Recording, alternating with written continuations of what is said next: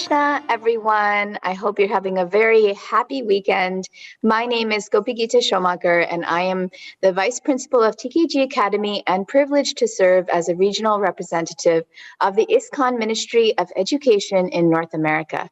So we are beginning a journey of Shravanam Week. We are going to be celebrating Books Are the Basis during September 22nd to September 28th, where all around the world internationally, devotees are being encouraged to read Srila Prabhupada's books and share their appreciation for and their experiences reading Srila Prabhupada's books. So I'm really lucky that I have the association of quite a few talented youth in ISKCON here in America, and they're going to be joining us today for a panel discussion on their experiences of reading Srila Prabhupada's books. So here they are one by one. I'd like to introduce you to Keshav. And there we are. Hare Krishna, Keshav. If you could please introduce yourself to everybody and let us know a little bit about you. Hi, Will. I'm Keshav. I'm 22 years old now, recently. I've kind of grown up in the movement. My dad's been involved with the movement for basically since he's 16. He just got recently initiated by Vaisesika Prabhu. And I am from Orlando, but I'm currently attending school in Dallas. So I help run a small preaching program called Mantra Lounge at the University of Texas at Dallas. And I'm finishing up my last year as a mechanical engineering student. Thank you so much, Keshav. And now we will introduce all the way across the states, Mayuri from New Jersey. If you can tell us a little bit about yourself. Hare Krishna, my name is Mayuri. I'm 14 years old and I'm from New Jersey. With Srila Prabhupada's mercy, I was born into a Krishna conscious family. And I'm currently a student, and I really enjoy singing kirtan and bhajan. Okay, thank you. So glad that you're here with us. And third, we have another youth from Dallas, Nitai Pran. Hare Krishna, my name is Nitai. I am 17 years old, and I'm a third generation Hare Krishna devotee. And at the moment, I try to involve myself as much as I can with the temple and the UCD program and trying to preach to the youth in our college. Okay, thank you. And last, we have reversed alphabetical order. Abhaya Charan, another esteemed youth here in our Dallas community. Hare Krishna, my name is Abhaya Charan.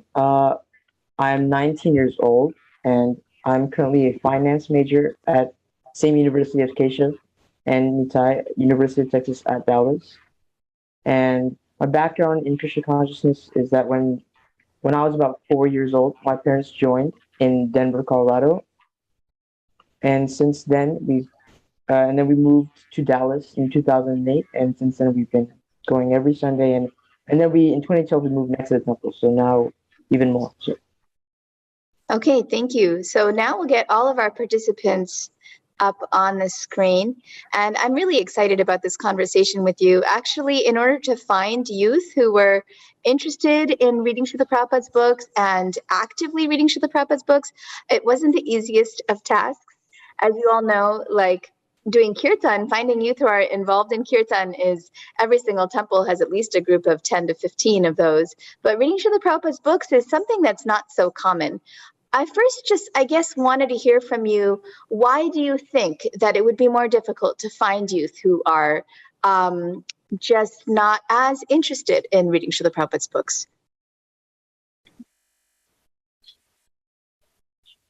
I think it's a couple of things.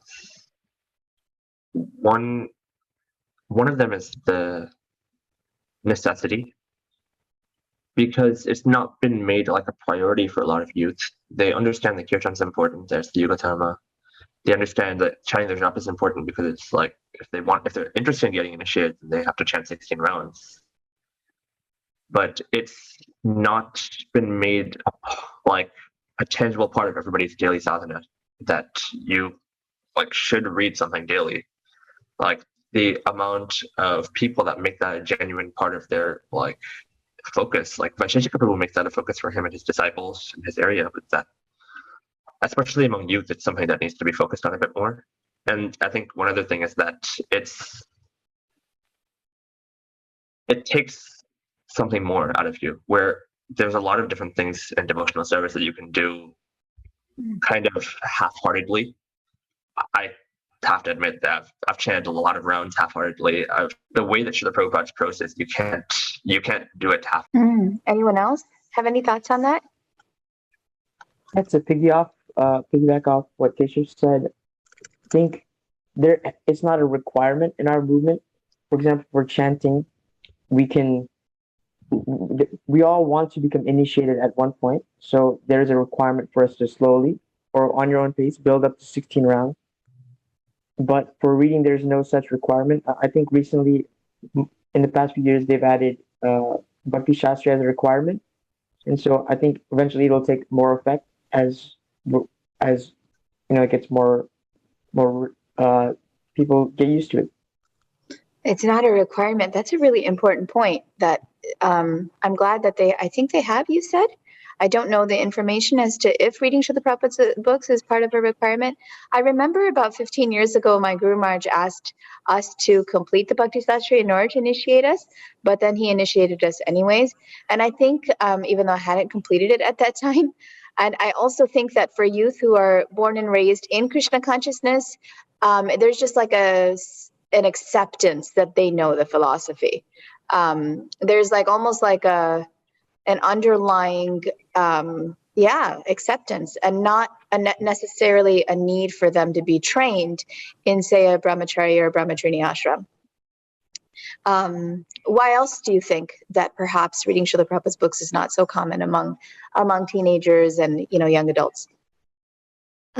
I think that especially for youth, as we're talking about right now, life in general can get really busy with like school, jobs, extracurriculars, temple in general, going every Sunday. And I think because of that, people can feel that it's almost a task to read Srila Prabhupada's books, because kind of what Keshav was that you really have to focus on what you're reading, because Srila Prabhupada made these books for us to study. And even though he wrote them in such a beautiful way that's easy for us to understand, you really have to absorb what he is saying so you can understand it fully. Yeah, important point. Yeah. Nitai, any thoughts? To go off what Mayuri was saying, you really have to have the right mentality when reading Srila Prabhupada's books. Otherwise, you're not going to get the full effect of you're not going to enjoy it. So like actually understanding your mentality in reading is really important. And I feel like a lot of the youth like today are just reading it because either they have to, because their parents are telling them, or there's a lot of pressure, and they're not actually really enveloping themselves in it properly. I think I said that's an important point you made, that perhaps they've had that association of reading with like a nagging request by mom and dad. And so that immediately takes out the like enjoyment of it. Perhaps mom and dad are like, have been forcing them since their childhood to read Srila Prabhupada's books and didn't make it necessarily enjoyable. Okay, now straight up talk. Let's just real talk here. How many of you find that there are some books that are really boring? Anyone? Not really? Yes? Okay, so what books? Clearly, you four are reading Srila Prabhupada's books. You have engaged yourself in reading Srila Prabhupada's books of your own choice. So which books did you at any point find were really boring? So for me, as a child in Krishna consciousness, I found, so I love the Bhagavad Gita, I love the Chaitanya Charitamrita, I even love the Srimad Bhagavatam because there are so many stories there. But I found the Ishopanishad to be just something that I just couldn't like really get my mind into. We would read it for Bhakti Sastri, but I wasn't really able to get my mind into that. The Ishopanishad, what else? I think that was probably the one that was the most tedious for me. And I think that's natural. What about the rest of you? Which books are a little bit harder for you to get into? I think the Nectar Instruction and maybe the Bhagavad Gita are a little bit more, I would say, tedious as I was growing up as well, because with the nectar of instruction, it's more about the rules. It's a lot of rules, as it's in the name, nectar of instructions. So it's a lot about, you should do this, you shouldn't do this, you should associate with this, and there's a lot of different kinds of rules like that. So it's not so much, and nobody likes being bound by anything, the rules of sort. So I definitely understand why it would be a lot more boring, especially for me. I thought it was a little too. See, I think that's interesting, but like, I never felt that with nectar of instruction. Like, one of my issues is that whenever I've been reading, I've always been kind of very sporadic about things. So there's certain sections I'd go into to search for something. But nectar of devotion, I had tried searching in one time, and that had a lot of rules that I found difficult to follow up with. Because nectar of instruction, I feel like they're practical applications where like I can find something I could apply to. But like nectar of devotion, I think I picked a wrong section of it to jump into. But like I got into some section and it's an offense to wear red and blue in front of the deities, or like to do this or that. It seems very inaccessible compared to like, okay, control the tongue, control the belly. Like I can understand that those are necessary, but it's like it feels more far removed. Now later that I've gotten into some stuff, I'm still reading sporadically, but there's sections of nectar of devotion that I really like in terms of the aesthetic, like the rasa theory and stuff that Rupa Swami goes into in relation to Krishna. But I feel like I haven't reached nectar of devotion yet, so I think that the difficulty for me, like in boringness, is kind of just sticking through with any one book, going through to the end. Because like I'll say, okay, yeah, Isha is interesting, but I stopped halfway through and I haven't finished it yet. Yeah, interesting, huh? I love that the nectar of devotion, you're right. It's interesting because the nectar of devotion has some of those really, really, really, really long lists of what to do and what not to do, which are so interesting. I remember reading them when I was like 7 or 8, like, wow, there's a lot of specific things we're supposed to follow. How can we? Even the way you walk in the temple room, the way you pay your vacancies. But then the second half or third half of nectar devotion is just pure bliss. It's just so much rasa and so much a relationship with the Lord. Anyone else? Like what about the rest of you? I think I kind of have a relation to that, to the Srimad Bhagavatam. For me personally, I think that when I first picked up the first canto, I didn't want to miss any of the introduction because I thought it would make me like a super genius or something. But I couldn't get through it. Like every time I would try to think about what you're reading, I would just drift away and I would zone out. So I think maybe it was because I was into introduction parts, and I know a lot of the Srimad Bhagavatam are these beautiful stories, but I feel like the pressure of just like, all right, you gotta absorb what you're reading. It made me just feel like I can't do this anymore. Like I'm a squirm in my seat when I'm reading the Bhagavatam. So that for me personally was something that was really hard. I felt like that with the introduction to the Gita, definitely, that it's so densely packed that you get this is important and you feel the importance for everything, but like it's so densely packed that like if you like blink for a second, you miss something, then you're lost and then you can't find anything again. Yeah. I recently started listening back like to the recording of it, and that seemed a lot easier. Like when Prabhupada first transcribed it, but even then it's so much. Yeah, exactly. Like the importance of it, like if you miss it, then you have to go back and it becomes a lot of pressure. Yeah, for sure. At least for me, with the Bhagavad Gita, I really enjoyed it because you can go anywhere inside the Bhagavad Gita and you can find some like a gem of knowledge that you wouldn't have found if you were just reading it through like the previous time. But I would say one that was pretty like difficult to get into reading was Srimad Bhagavatam, at least the introduction. When we were reading it with our family, it was very dragging, I would say, at least for the first canto. It's interesting that you're identifying, just asking you to identify what was a little tedious for you. You're also kind of remembering what was enjoyable and what was relishable for you.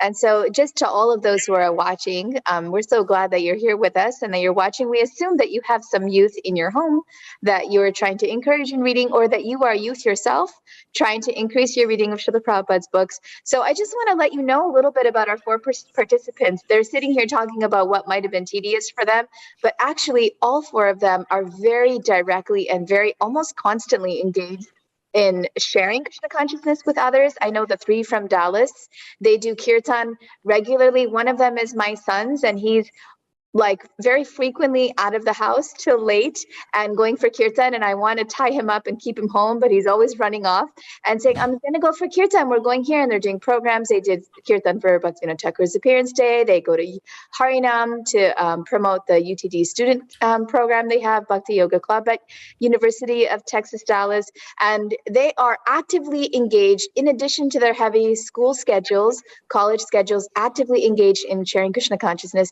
And Mayuri, as you all may know, is a very astute kirtaniya. In addition, she's taking Bhakti Sastri classes, and in addition, she's reading even more of Srila Prabhupada's books, and full-time student as well, successful in her student career. So I find it interesting that even though you do show prominence in your Krishna conscious activities, naturally, there are parts of the books that you find boring or that you find are a little tedious. And so for all of the parents and educators out there, it is okay if your child says, or your teenager says, or your 20-year-old says, oh, really, do we got to do this? It doesn't make them like a complete nonsense, juvenile delinquent. Like, it's actually okay. It's natural. We all find it ourselves that, we don't have the rasa for Krishna consciousness, and that's why we're in this material world. And so moving on now, let's find out from you, what do you relish about Srila Prabhupada's books? Clearly, you know enough about him that you're able to like talk about this book and that book and this book and that book. So what has been your relationship with Srila Prabhupada's books, and what do you relish about Srila Prabhupada's books? I feel like whenever I'm reading, I feel like whatever he says makes sense. I can never like say like, oh, this is not right. Like, no, this doesn't work. Or I always feel like what he's saying, there's a lot of logic to it. And it's not just that he's saying because it's his opinion. It seems like applicable to different aspects of life.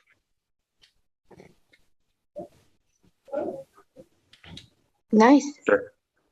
Yeah, for sure. At least for me, a lot of it is philosophy, but also, at least in the Bhagavad Gita, it is very applicable philosophy. Like, they give direct examples of like how you can apply it in your life with the Srila Prabhupada's purports and things like that, which is really nice. I think it's an interesting relationship, definitely, because yeah, whenever I do read, then I get the sensation that like, yeah, these things are just so relishable, and they're so like, you get the answer to the world's problems in there, and you're absorbed in something. But I guess just the nature of the material world is that despite that, then somehow you always end up playing back to the material world. You're always like, despite feeling that when you get into reading, getting into reading is always the hard part. That like I can't like set aside time daily or something. It's hard for me to set aside time daily to just get into it. Or like I'd look into something for researching where like somebody asks me about this or this question, and I'd like open up the database and try to find like a verse for something. And I'd find that, I'd be like, oh, that's actually so cool. And I'd look through that section. But otherwise, on my own accord, it's difficult to do. I think something my dad had mentioned, like when I was telling him that I was trying to get something regularly going, was to like make yourself like a commitment to read one paragraph, like just open the book and read one paragraph. It's going to be more than that, but you just need to make that commitment to just open it up, because it is relishable. Like, it's like you get this sense of rasa, you get kind of this very relishable understanding of both the philosophy and of Krishna's Leela. But material conditioning is such that you don't like feel like getting into it originally. Yeah, right, for sure. And Mayuri, any thoughts? Yeah, for me personally, I think I really like just reading pastimes in general. Like, a lot what Srila Prabhupada wrote was philosophy, but also very amazing stories from the Bhagavatam in a more, I guess, condensed form. And I think I always like, even in just regular books, I always liked fantasy. I liked having a range for my imagination. And I think because of that, when I'm reading pastimes that Srila Prabhupada wrote about Lord Krishna and his devotees, I have like have space in my mind to imagine it, how Vrindavan would look or how Krishna looks in this specific pastime. So I really enjoy that about Srila Prabhupada's books. I love that you said that. I totally relate to that. For me as a child too, reading Prabhupada's books or just reading the scriptures was all about fantasy. It was like you visualize it, you're there, especially the Krishna book. Luckily, when we were younger, and it would probably be helpful to share this link at some point with all of you who may be watching. But when we were younger, there's certain sets, I think Burijan Prabhu put together for us in Gurukul that Mother Urmila taught us or used, where it's just the pastime sets. Abhaya, I think you might have done that in the school as well with a few of the students, where it's just the pastime sets of the Srimad Bhagavatam. And so it's like selected verses from the Bhagavatam, selected verses of the Chaitanya Charitamrita, and it's not the purports. But I remember with your group here in Dallas, your reading group here in Dallas, when we were a part of it that one time, and we were talking about, should we read just the verses? Let's just read the verses, because that's what we do generally, and we don't go into the purports. Keshav Bharti Maharaj actually has 1 verse a day program. I think not 1 verse a day. No, there's some Maharaj who has like 1 chapter a day program, and he's listed out like how long it will take to complete the entire Srimad Bhagavatam. If you do that, I believe it's Keshav Bharti Maharaj. He's been a real proponent of reading Srila Prabhupada's books. But I also remember that just doing the translations kind of keeps the flow, and some can say keeps the rasa going. But you all had said, and I loved hearing this from you, like our kids who are now adults, that no, reading Srila Prabhupada's purports are really important. And so that was an interesting experience for me to have, to hear you say that. No, reading Srila Prabhupada's purports are just as important as reading the verses. And so have you ever had like a relishable experience reading Srila Prabhupada's books? I can share that anytime like life is a little complicated, a little intense, a little negative, and I open up Srila Prabhupada's books, I feel like the verse calls to me, the verse talks to me, the verse directly knows what's going on in my life, and that Srimad Bhagavatam is conscious, fully conscious. Have any of you ever had that kind of an experience? Definitely. I think for me, sorry. I think sometimes I would, if I was going, like I needed an answer or something, and I think, oh, the Bhagavad Gita would have this. Sometimes, even if it didn't relate to the situation I was going through, I would just try to open up the Bhagavad Gita and read just a verse and what the translation was. I think just putting aside the fact that I was looking for some answer, I think that's always like a really nice experience, because it's just kind of like a message from the Bhagavad Gita for you to just think about in general in your life. Yeah.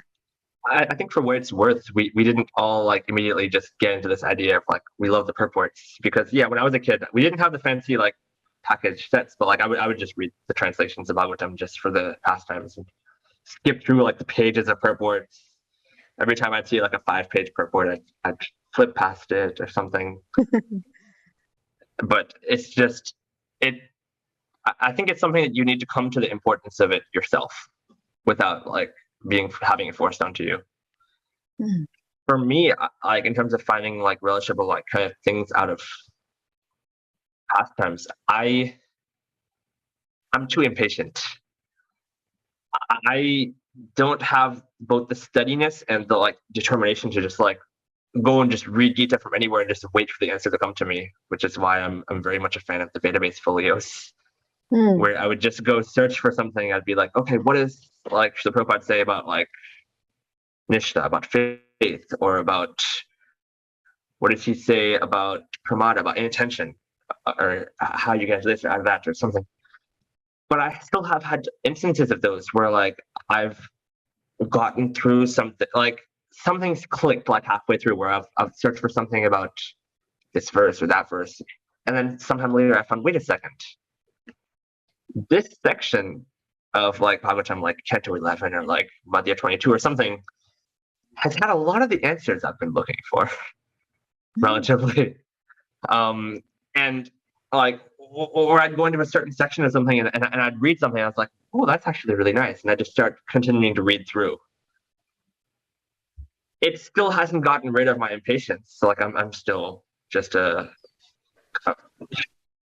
scurrying through searching for something. But once I need to start reading more regularly and more systematically and more kind of thoroughly to be able to get like a pure taste for that. And when I do that, sometimes I have starting points where I'm like, okay, if I'm going to read through, then this is one section I want to check out. Like Madhya 22 has like so many different sections of devotional service when I was looking for something for like a little class or something.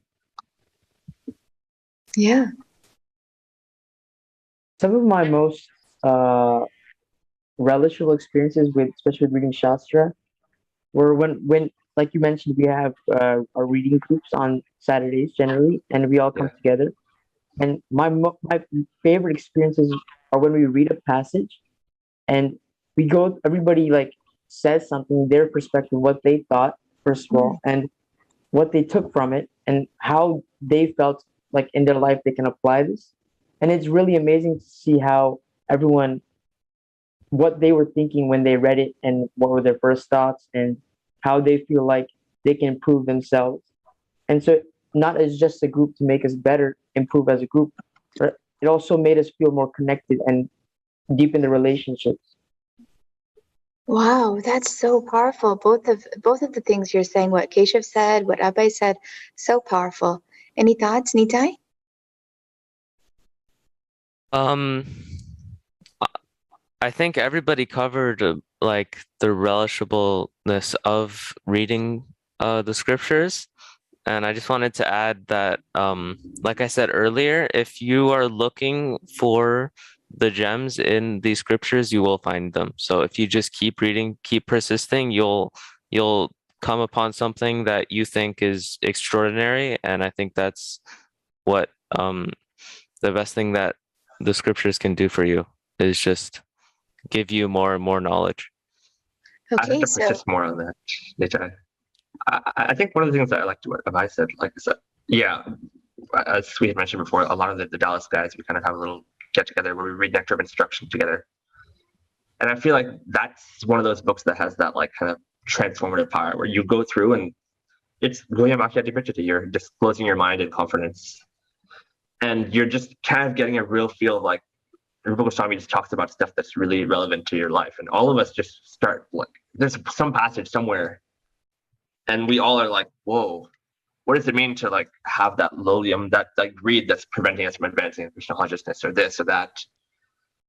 I feel like that's one of those books where that I really like because you don't have to search for a gem. At every sentence, it just hits you, just like complete gems like that. This is Nectar of Instruction, you're saying? Yes, yeah. It's so interesting. I'm learning so much. Like right now, I'm realizing that for my Bhakti Sastri courses that I give to teenagers, that I'm going to add in some of what you're saying, Abhaya. Just like a free space for the youth to read it and come up with their perspective on it and share their different thoughts and their different takes on it on their own, because you shared that in that group environment. It's so true. It feels like it's being churned. What did they say?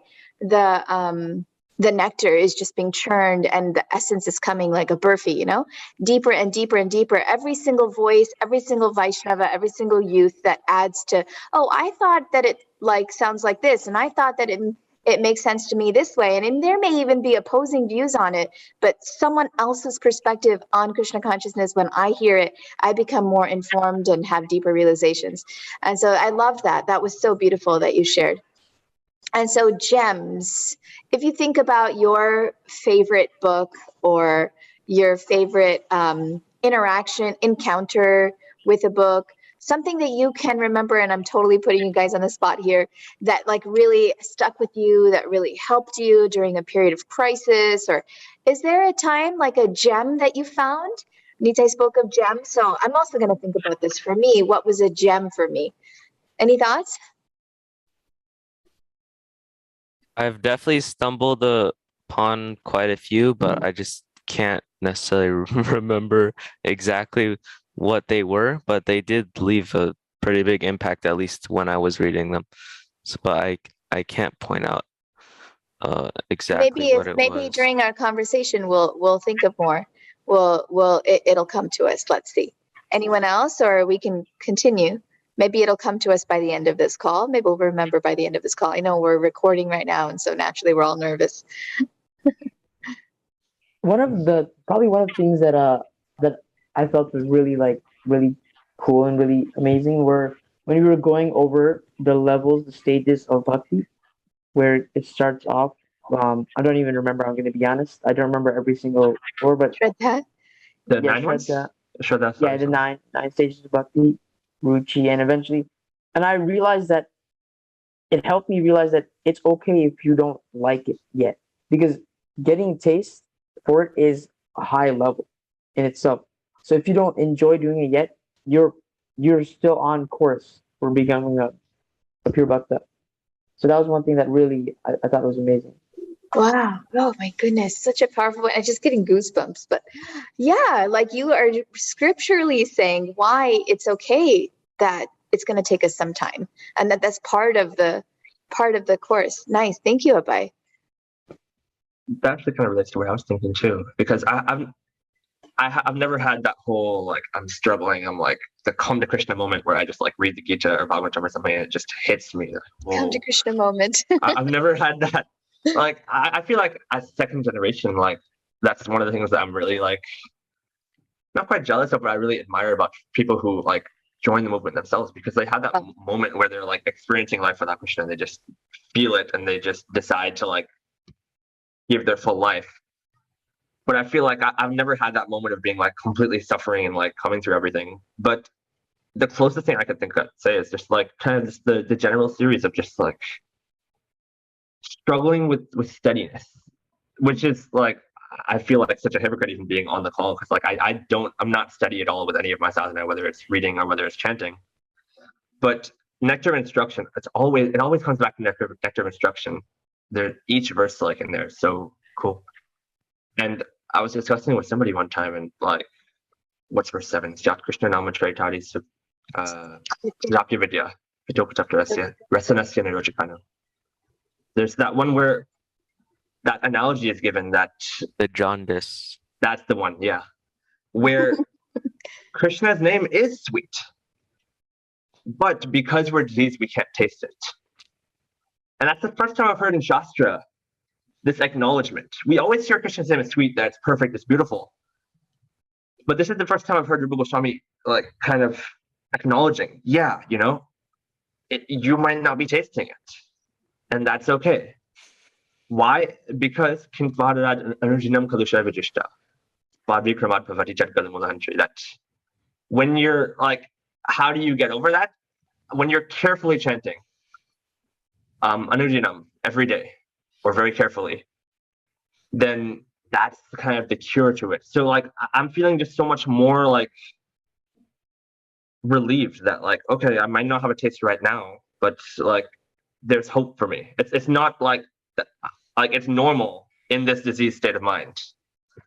But it's also just that like, okay, but then I'm not being steady, so how am I ever going to get that taste? It's a bit of a catch-22. It's hard. It's not quite an epiphany, but it's like an understanding that why I need to get more serious. Yeah, I wanted to actually add a point to what Keshav was saying. I think he mentioned like how people that weren't born into it that came of their own accordance.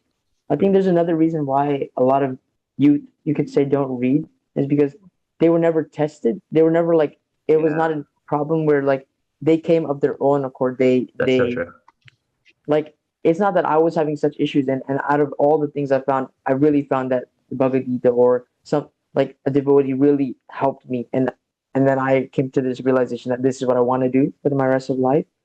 Like somebody who grew up into the movement, it's harder for you to like be philosophically involved is because when you were younger, you were just kind of not forced into it, but you grew up into it and you were just it became habit, not so much you're mentally like, oh, this is why I want to do this. It was It's the all because your expectation. parents were, It was the a default. expectation. Yeah. And there's obviously nothing wrong with that because as devotee parents, that's your job. That is to make your parent child a devotee. So, but that's just another reason why I think a lot of youth find it hard to read. But I think despite that, that's what also brings the importance of reading because devotee parents do their very best to kind of bring you up in terms of having that as a default, having that as like something to do. And we feel that joy and everything in kirtan and stuff, but I feel like we have to make that choice to choose to be a devotee. like chanting and kirtan, chanting and stuff, like going to temple and chanting and kirtan is all well and great. But at some point, the philosophy in the books are the point where you need to kind of choose to be a devotee. You need to choose that it's something that I consider important in my life, enough to like reach the level of committing to it. So I have so Whether many that's thoughts. initiation. My God, I have so many thoughts. You guys are, and go ahead, Mayuri, and then I'll share. Go ahead. Yeah. I just want to say that the points that were just made are some of my favorite in this whole talk, because it kind of comes to the point where there's struggle. A lot of people go through struggle, and the struggle is okay.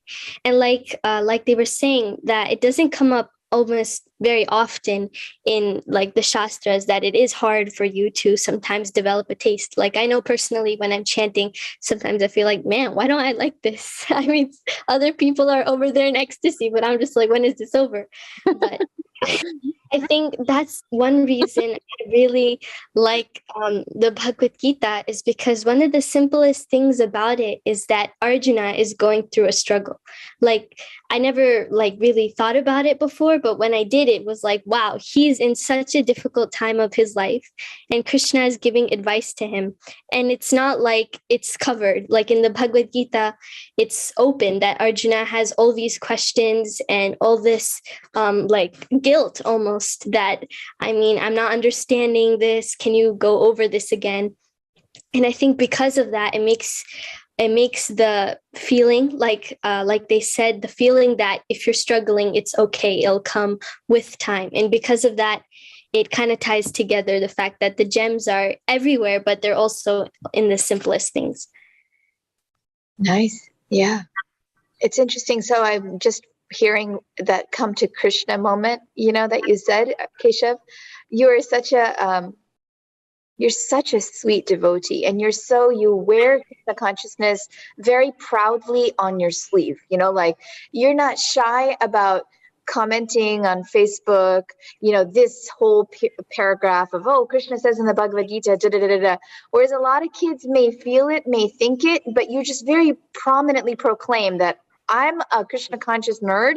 I study Srila Prabhupada's books, and I'm going to let you know. And so I'm just hoping, and I know that you will. And Abhaya, you also mentioned that because we were born into it, we were born into Krishna consciousness, perhaps we didn't make that choice.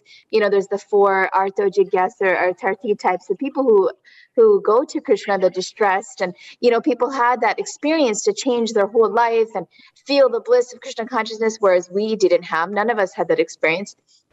But I have had so many come to Krishna moments in my life. And I'm just really, I hope, and I'm going to pray that you also have some really strong come to Krishna moments, Keshav. I'm sure you have, and you're just humbly saying that you haven't, but I want you to have that epiphany. I had epiphanies when I was 14, when I was in public school, when I was 16, when I started going to Mangalarti and Gurukul, like major moments of like, wow, this is it. I never want to leave Krishna. I never want to leave Krishna consciousness, never want to put the books away. And I hope that you also, I know you will, and we will work towards that. Even if it just means me asking the Lord through the holy name, that you also have that feeling, because all of you are such powerful young men and women. And so I just can't wait to be a part of that journey of you discovering that and experiencing that. Clearly you take, there you are, like rattling off that verse, the Sanskrit of it, and the Anudinam daily, like you clearly know the scriptures very well. And Abhaya, for all of you who are watching, Abhaya used to give Bhagavatam class at the Gurukul, not Bhagavatam class, but like a class for Spiritual Friday. He was 8, maybe 9, and his classes were so serious and so well spoken. And one day all of you will be doing that. I can't wait. I think I might have a recording of it, Abhaya. I'll have to send it to you one day. Okay, so moving from here, you came up with quite a few, reasons why we relish Krishna consciousness. I mean, reading Srila Prabhupada's books, and why not? Let's talk about the juxtaposition between kirtan and reading. What is the relationship with you and both of them, and how do you view that, kirtan versus reading? How can we create an environment? Here I am throwing another question, but just to turn this a bit, how can we create an environment in our own hearts and, just in the society in general, that, because there's such a kirtan environment, kirtan stars, celebrities, big festivals, programs, hundreds of thousands of dollars being put to kirtan festivals. And how is it possible to create an environment that is there for reading for youth? What would you, go for it. What are your thoughts? I think with kirtan, it's the fact that there's a lot of externals. There's a lot of, there's instruments, there's melodies, there's a lot of things to like ornament, like the holy name. So it's like in chanting, you're just saying the words over and over again. There's no extra things going on. With kirtan, there's a lot of things that can distract you, especially when you don't have taste for it yet. And I'm in the same boat. I don't have taste for it yet. You can find yourself attached to a lot of other things like mridanga playing, like harmonium, like kartals, like flute, violin, whatever, the different instruments, the different melodies. You can find ways to attach yourself to it by becoming adept yourself. And so I generally, whenever people ask me like, oh, how do you make your kid devotee or whatever, they always ask, my thing is like, as a child, you're never going to be attached to philosophy. That's not, I mean, there are some wonderful souls that may do that, but that's not the majority. Like most people they'll be into music because music sounds cool. It's not because, oh, this is the holy name and this is purifying my heart. It's not, that's not their intention, because music sounds cool. So your job as a parent should be to attach your child to the movement, right? And so in one way, being involved in kirtan is one wonderful aspect of becoming attached to the holy name. Because I think a lot of us in Dallas, the reason we've stuck together is because we all did kirtan together growing up. And because we did kirtan growing together, we developed our connections. We had that association that we're all doing something wonderful. It's not that we're out doing other things. And so that was one thing.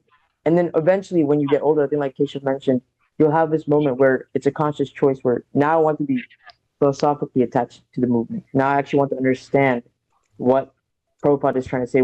How can I help on a deeper level to make somebody a devotee? So I think that's the difference between kirtan and reading when people make that choice. I really agree with what Abhay said. It's kind of the gist of what I was thinking about too, is that things like music, for me personally, I love music and I love kirtan. I think the first thing that attracted me was the instruments, just the overall like sound, not the fact that, oh, this is the Hare Krishna Maha Mantra and this will bring you closer to God, but more the fact that it's just something cool. It's something nice. It's something fun to do with other people. And I think that applies to so many different services. Some people may like cooking and they cook for Krishna, but maybe sometimes in their mind, they might not have the like, oh, I'm cooking just for Krishna and nothing else, but also the fact that I'm just cooking and I enjoy cooking.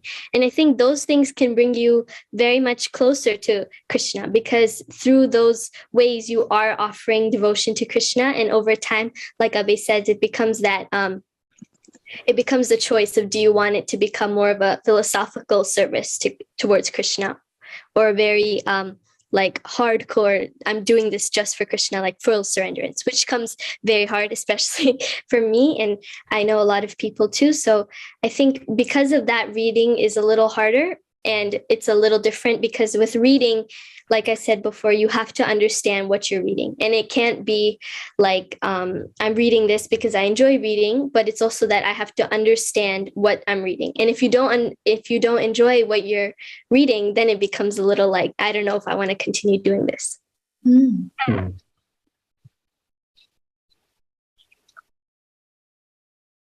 I think there's something to be said about kind of externals versus internals when you're first looking about this, because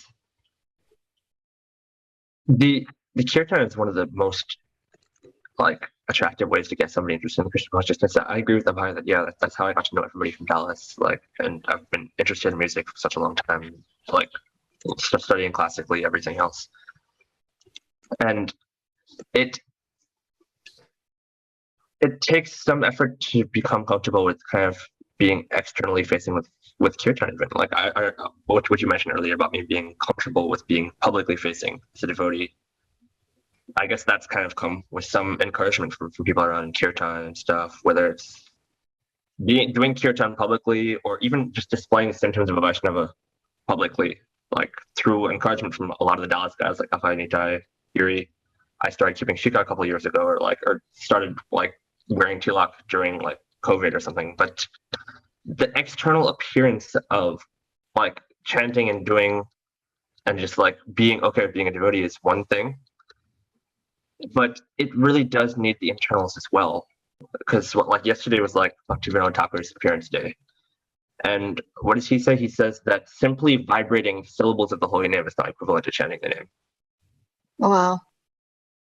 And especially like now that I'm trying to become more comfortable with wanting to be a devotee, having that aspiration that, okay, I want to be a serious devotee, whether it's like trying to put on tilak every morning, like being unafraid of like kind of answering questions about that, then I also have to kind of be careful that, you know, he also says, Eoto Eka Kali Chela. There's that song, I think, from Balasangeet or something, where he says, oh, here's another disciple of Kali Yuga. He's wearing tilak, he has kanti and stuff, but he doesn't like have the internal mood.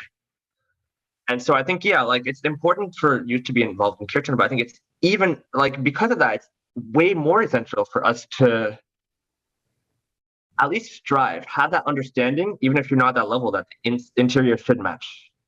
That we should be working equally as much, if not more, on making sure that our interior mood is more there, which is, yeah, something that I've found that I struggle with a lot. I completely agree. I just think that was a really, really nice point, that internals is sometimes even more important than externals of whatever service you're doing to Krishna. And I think the reason I was saying that the externals kind of attract more people is because when you're not a member of like a society, or said like the Hare Krishna society, right? The first thing you see are the externals. Like these people wear these funky orange clothes and they hold little bags and they dance around with symbols. And that's the first thing they see. They see the externals. But I think the beauty of it is when you go into it and see that this all has a meaning. And that always makes things even more relishable, is that this has a connection to God, and because I enjoy doing it, it is something that I can always do. And I think like people don't notice the internals behind there too, because among youth and stuff, and there's so much of like a idolization of like kirtan personalities and everything. Kirtan celebrities. Yeah. Like everybody says, oh, Andrew was so great at kirtan, but people don't realize the amount. It's kind of like an iceberg scenario where you see the tip, but you don't see just the mass of like just accumulated sadhana of just like really deep internal conviction from Srila Prabhupada, from Ayendra Prabhu, from Athiya Prabhu, from the people that we just see them like sing kirtan, they're amazing. And all of us are like, oh, we want to learn the tunes and stuff to sing like them. But that's not what attracts people.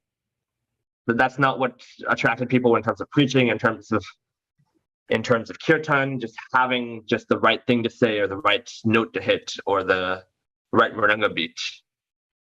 What attracts is the purity, and that comes from study, from like personal endeavor.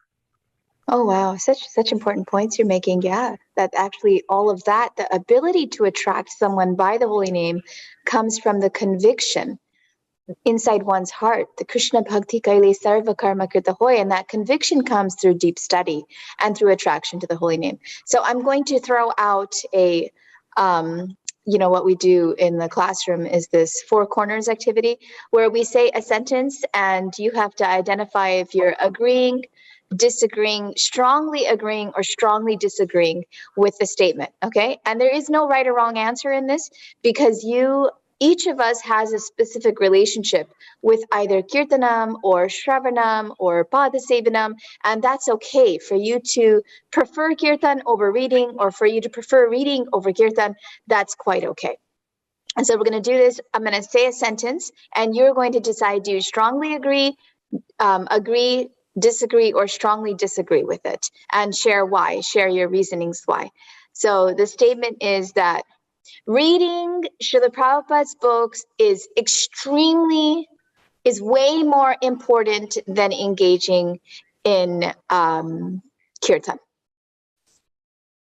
Reading Srila Prabhupada's books is way more important than engaging in kirtan. Let's go, Nitai. What are your thoughts?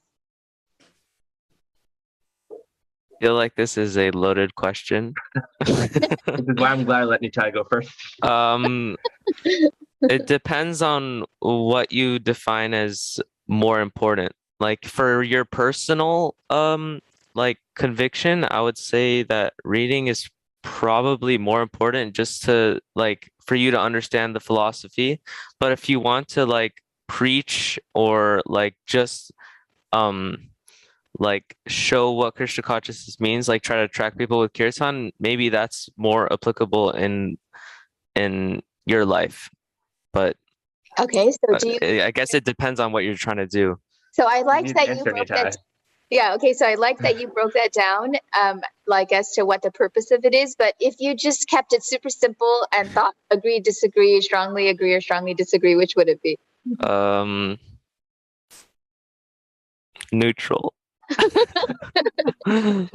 Nitai, you fence sitter. Anyone else? Could you Is repeat this- the question? Yes. Reading Srila Prabhupada's books is way more important than kirtan.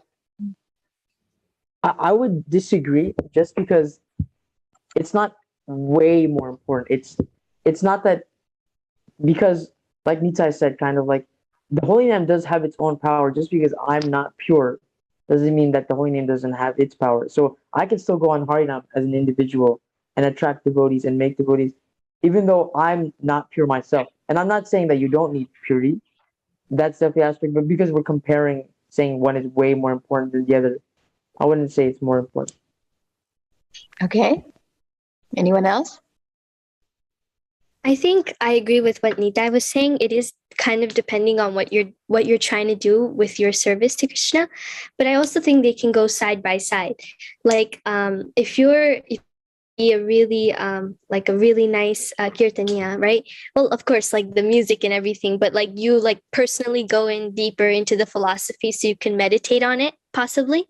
I think reading Srila Prabhupada's books is something that would like totally help you in that process. So depending on what you're trying to achieve, I think either or would work because like Abhay said, it's very much I'm not getting how to say it. It's very much depends.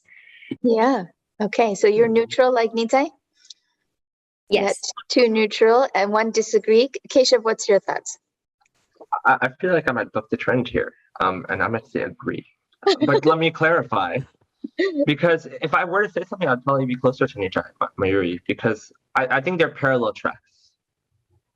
I think that you need to be able to chant to be able to advance in spiritual life.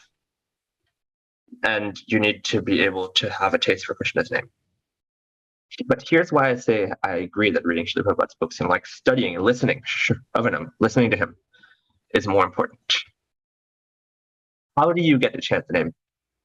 How do you get to chant like the actual name and get to have some understanding of like the purity and things? Because I can see how you say, yeah, that you can preach and stuff without needing that, but I've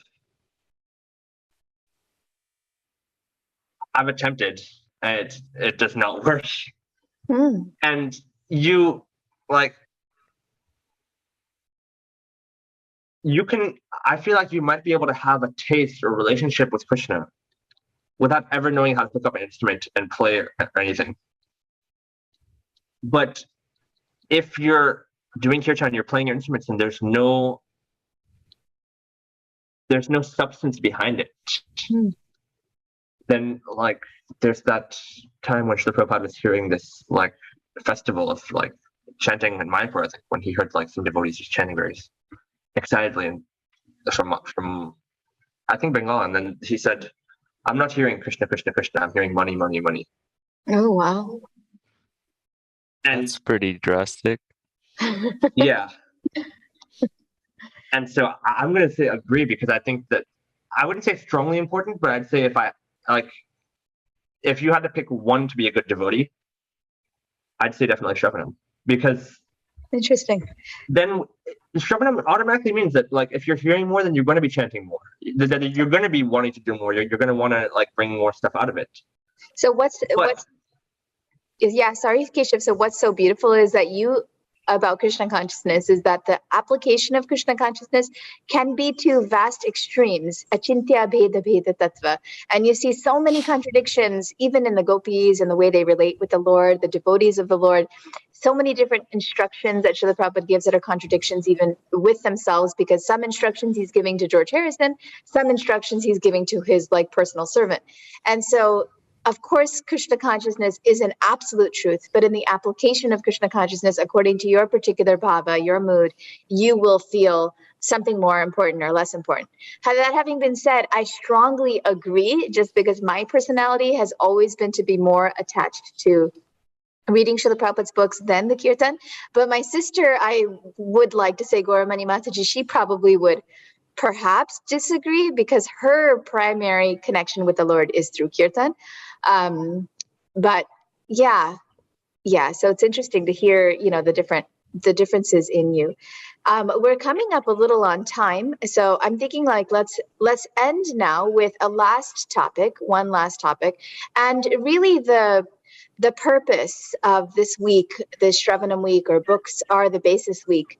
I'm very first wanted to shout out to and offer my respects to His Grace Tapan Mishra Prabhu, who is the Minister of Education right now, serving as the main representative internationally from Mayapur Dham, and who works tirelessly to get this message out, to just encourage all devotees to please read Srila Prabhupada's books. And he's joining, quite a slew of Maharajas who have taken this as their personal mission to try and get all of us to reinstigate our attachment to reading Srila Prabhupada's books. And so what would you, as youth who are in that journey, developing that relationship with yourself of consistency, and, how would you encourage someone else to read Srila Prabhupada's books, knowing where you're at, that you're not like, a sannyasi, pure devotee who's reading every single day for like 3 hours a day or whatever? How would you encourage others to reach? How would you encourage communities to develop this, or friends of yours, or youth groups, or, a little brother, a little sister to reach the Prabhupada's books? What would you say?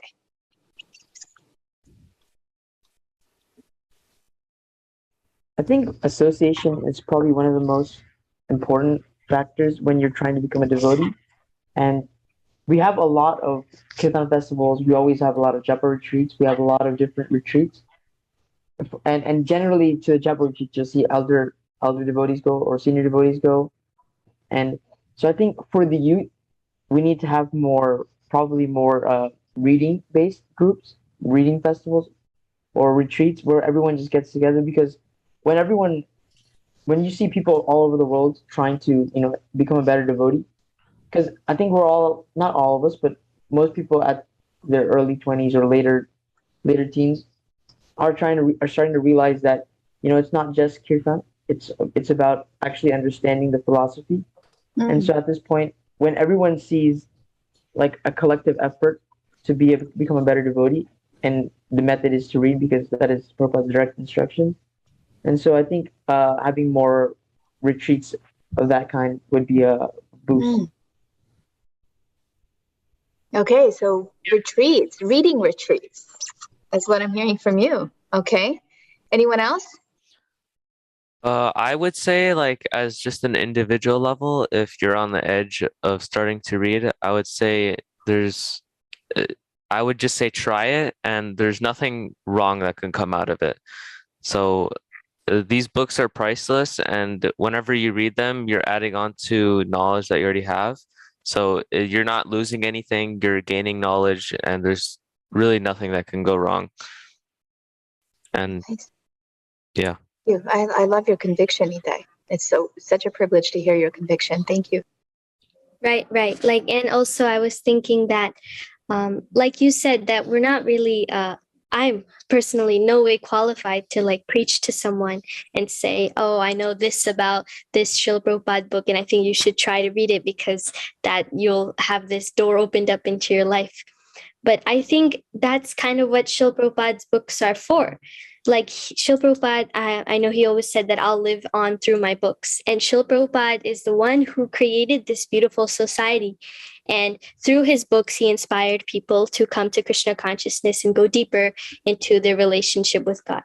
And I think if you inspire someone in somehow, some way, to have maybe association with devotees or just come to a temple, or even how Srila Prabhupada did it with food and music, I think when they read the book, Srila Prabhupada will carry it on for himself, because those are such priceless pieces of advice and lessons that we can all apply in our life.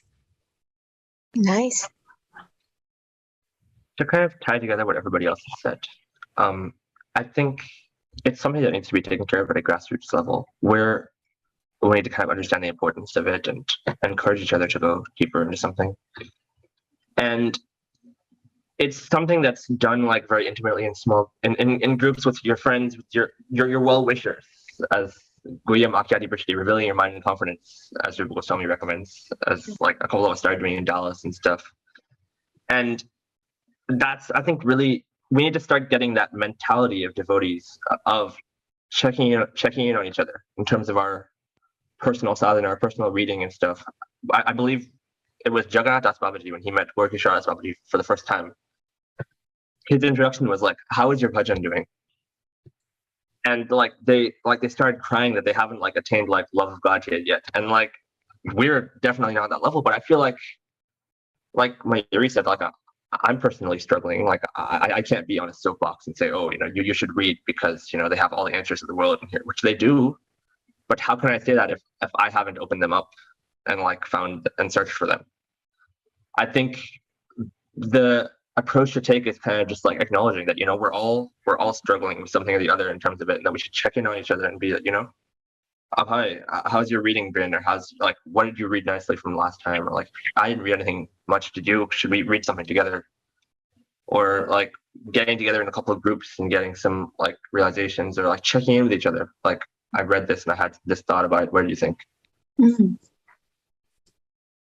Yes. Okay. So what I'm hearing from you all, starting with Nitai, he was just like, basically just do it. Just open the book up and read it and you'll get those gems. And Mayuri was like, Srila Prabhupada will do it. I love it. I will live forever through your books. Like, you hear about book distributors and how they've given a book to some random gentleman and that person had that book on their shelf, and like 5 years later, some catastrophe hit them. And then it was like they went and opened the book and they became a devotee, but that book was on their shelf. Like the books themselves are conscious. One word, one line, it's like fully conscious. And then Abhaya is like association. Like association is key. Reading retreats and group reading activities. And then Keshav, you're taking it even further. That not only just that we hang out with each other and read together, but that you check in on each other. How is your book reading going? And so let's end with a visualization of what, here I'm adding, anyways, just we're visualizing it right now.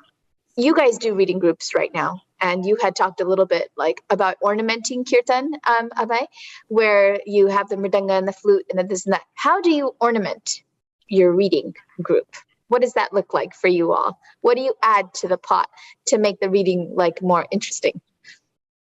I think people like things more when they can relate to them and when it feels more like they can apply things in life. So a lot of times when you read something, whether it's a pastime, it seems very theoretical. It seems like something like above us, that it has nothing to do with this is Krishna's pastime. But when I think if you start saying like this is happening in my life and how can I relate to this, and with a group of friends, when they also relate to it, because everyone is struggling in their own way. So when you apply practical, your experiences and someone else's experience, it becomes more not so much as like we're reading a book. It's more like we're having fun. We're talking about what's going on in life.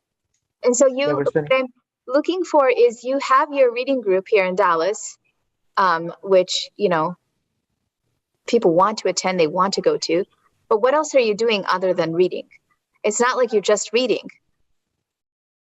So initially, we started.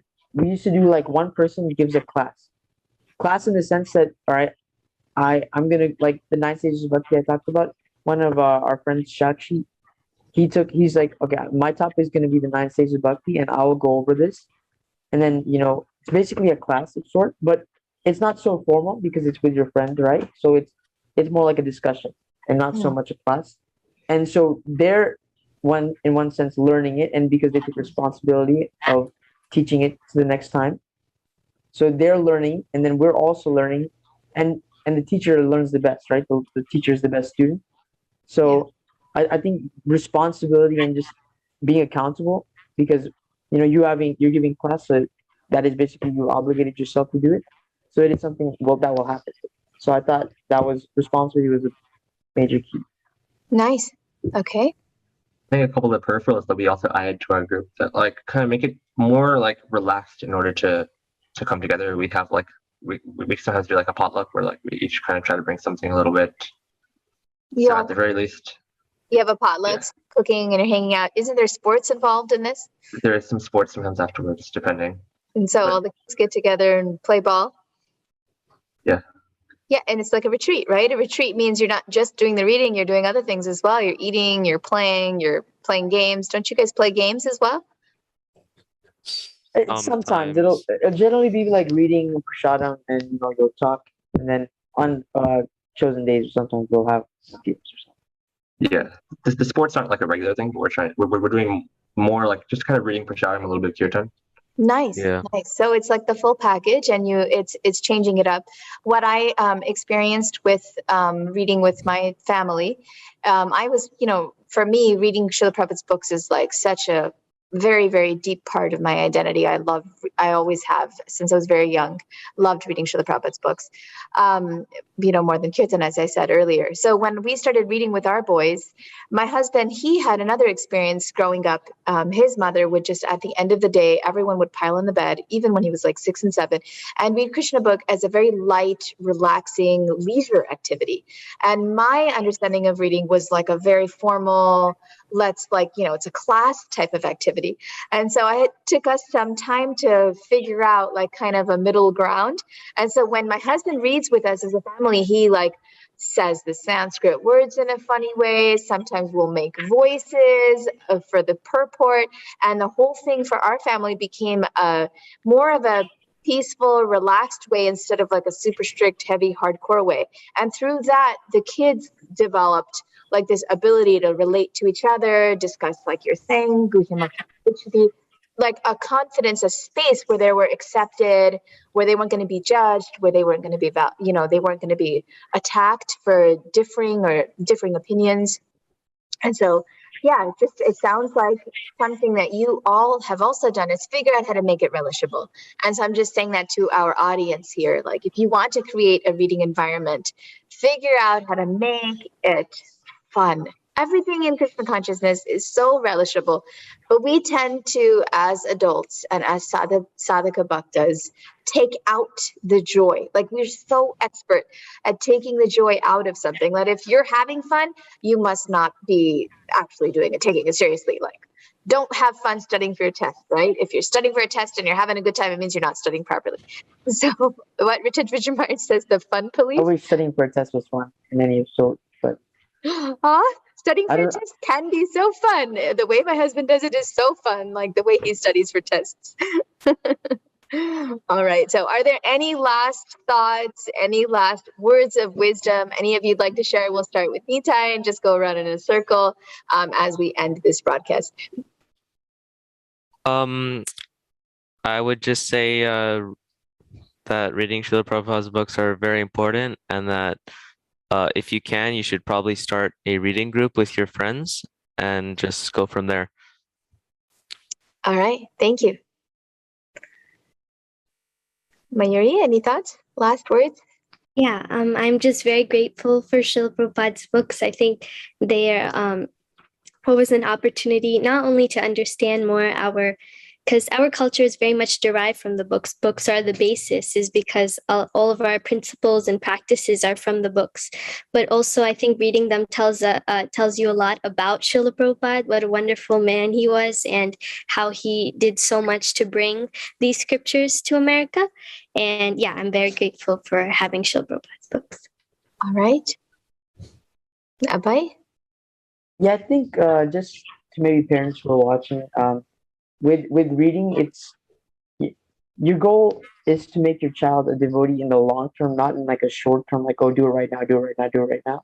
But like you want them to become attached, and you want them to actually want to serve Krishna and Prabhupada on their own accord. So you don't want to force a pill down somebody's throat, because once you're gone, they're not going to do it. So, and you could have the worst effect where you oppose, it makes them feel opposed. So you don't want to pressure anybody into becoming Krishna conscious, because it's, in the end, everything's internal.